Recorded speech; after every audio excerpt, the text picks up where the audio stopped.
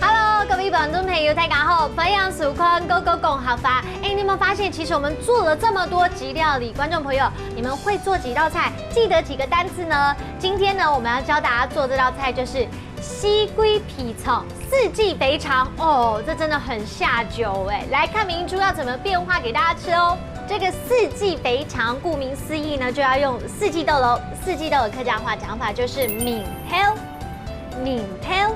好，除了这个闽挑，当然就是我有准备肥肠。另外啊，也是要顺便教大家一下，我们每次做料理都会用到辣椒。你会讲辣椒的客家话吗？辣椒的客家话讲法就是辣椒味，辣椒味，记清楚喽。待会我们就要来开始做料理喽。而四季豆炸过后脆脆的这句话，也是我们要今天讲的客家话，就是闽挑蒲糕边脆脆，闽挑蒲糕边脆脆。现在呢，我要先煸香。好，接下来呢，我就要把我们刚才已经炸好的肥肠跟四季豆放下去一起，再拉一拉就 OK 了。到底我今天做这个四季肥肠有没有成功呢？请我们试吃员来帮我们吃吃看。你是客家人吗？不是哎。好，好吃吗？好吃。真的吗？真的。好，有没有感觉这个四季豆炸过后变脆脆的？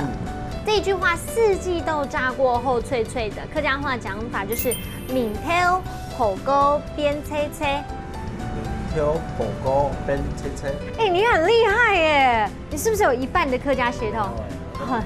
真的很厉害，就是闽挑蒲糕边脆脆。闽挑蒲糕边脆脆。没错，谢谢你。好吃。Hello， 各位朋友们，今天呢，我们学到这个新的菜色，当然喽，也要复习一下认识的新的客家词。来看第一个词就是四季豆，闽挑，闽挑。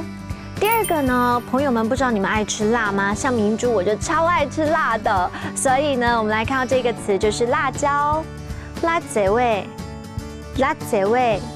第三个，我们来学到一整句话哦，来看这句话就是四季豆炸过后脆脆的，闽挑蒲糕边脆脆，闽挑蒲糕边脆脆。真的哦，它炸过之后呢，就变成干酥干酥的，真的很下饭，也很下酒。好，我们下次见喽，拜拜。